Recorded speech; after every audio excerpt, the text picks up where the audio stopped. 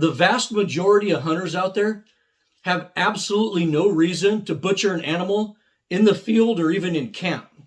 You either quarter it out and throw it in the ice chest for a quick drive home, or you drop the field dressed animal off at a professional butcher and tell them exactly what you want done. But there are times when you really need to break an animal down in the field or back in camp. If I travel to Montana to hunt, I can't drop an elk off at a local butcher and wait for him to finish. I also can't easily fit that quartered out elk in my ice chest for that 17-hour drive home. In this scenario, I'm going to go the extra step by either deboning the animal or doing a more detailed breakdown of the muscle groups in camp or, at the lodge before I drive home. Most hunters don't debone animals in the field because it increases the likelihood of the meat getting contaminated. And it eats up valuable time in daylight that you could have just spent packing the quarters out. So this is usually something that you do at camp or at the lodge before, a long drive or flight home. As I've already stated, the vast majority of hunters out there don't need a full butchering kit on a hunting trip. But if you're really far away from home or you have to prep the meat maybe for a flight, you need the tools to do a proper breakdown of the animal where you are. And you also might hunt local all the time, next to your house, and you prefer to just field dress your deer or your elk, throw it in the back of your truck and take it home and do a full butchering job there. And so it's always good to have a dedicated butchering kit, both for when you're away in the field and for when you're at home. And this is my butchering kit right here. Packaging is really important, and I love these roll-up Campos knife rolls. This is actually a good brand. These are specifically made for chuck wagon chefs who prepare meals in the field, but they're also great for hunters like us too. And this thing has real metal buckles on it, which is awesome. It's got molly straps on it in case you want to add anything to it. It's also got a built-in handle, and it's really tough and built to take abuse. I'll put links to this knife roll and just about everything in this video in the description below. So let's open this thing up.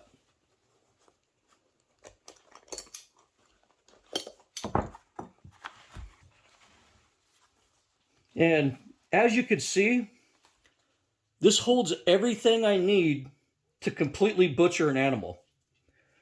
As some of you know, I worked on a commercial fishing boat and as a deckhand on a sport fishing boat when I was young. And everybody in the fishing industry used Forstner knives. When you go into any high-end restaurant, even though the chefs have really expensive knives, much of the routine prep work is done with these inexpensive Forstner knives. The quality to price ratio is unmatched with these knives. In the early 2000s, Forstner sold its remaining shares to Victorinox, and the brand names were consolidated, but quality is exactly the same. And these are just no-nonsense tools that really get the job done. So all the knives in this kit are Forstner or Victorinox knives. So the first thing I keep in my kit is a hone to touch up the knives when they start struggling a little bit. And this is a fine grit diamond hone. This isn't to put a new edge on knives or anything. This is just to really touch them up and get them sharp again when you're doing a tough job. The first knife I carry is a proper skinning knife. This is the perfect shape and size for a skinner. If you're breaking down an animal, you're going to skin it. So I start with the skinning knife, and I just love the Fibrox handles on these when your hands are wet and bloody. They're so comfortable and they give you such a good grip. So I highly recommend this Victorinox Skinner knife. And that's what I usually start with. And our next knife, and this is a real important knife, is a boning knife. This knife is rigid enough to slice right up to the bone, but it's thin enough to cut like a razor blade. Honestly, this knife usually does most of the work breaking down the muscle groups. You'll notice that I also use these blade sleeves to protect my knife roll from cuts, and I highly recommend these, and there's a link to these down in the description below. So the next item we have here is a workhorse knife, and probably my favorite of all the Forstner Victorinox knives. And this is basically a Victorinox kitchen knife, or the 8-inch breaking or scimitar knife. This thing does quick work of everything. You know, it'll quarter an elk in a jiffy and fillet salmon or tuna without breaking a sweat. You get a lot of work done with one slice with this knife. If you go to any meat processing plant or commercial fishing operation, you'll see these doing most of the work. I also keep a small paring knife in there. This is also a Victorinox paring knife. And I keep a set of game shears in my kit too.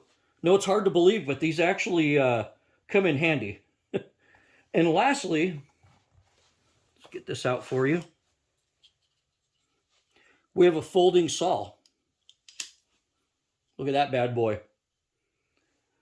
This saw is used for sawing through bones and even to cap a skull if you want the antlers but not the head. You don't want a coarse tooth saw made for wood. You want a medium tooth saw that's optimized for cutting bone. And I really like these silky Gomboy folding saws. I think they're the best. They're made in Japan to very high quality standards, and I'll put a link to this below. And you can buy complete game processing kits or butcher sets anywhere from, I think, like $80 or $90 for the Outdoor Edge one on up to like $700 depending on what you want to get. Even Victorinox Swiss Army has a field dressing set with a lot of the knives I have in this in there, and their set's not as complete as this kit, and it's more expensive than this. So I think I put together a really good kit with reasonable quality for the price, and I'm really happy with this. Just be mindful that this game processing kit isn't for field dressing an animal. I mean, I'll do that with my Buck 110 or pocket knife or just about anything I have on me. This isn't really for field dressing. This is for actually processing an animal down to primal or subprimal cuts for transport or for butchering at home. So this is my butchering kit. Everything is high quality, but value priced. It's also a complete kit that really won't leave you wanting for anything else.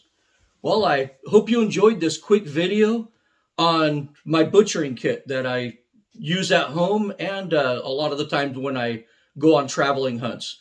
I want to thank you for watching. Please hit subscribe if you find my content worthy of your subscription. And as always, good hunting.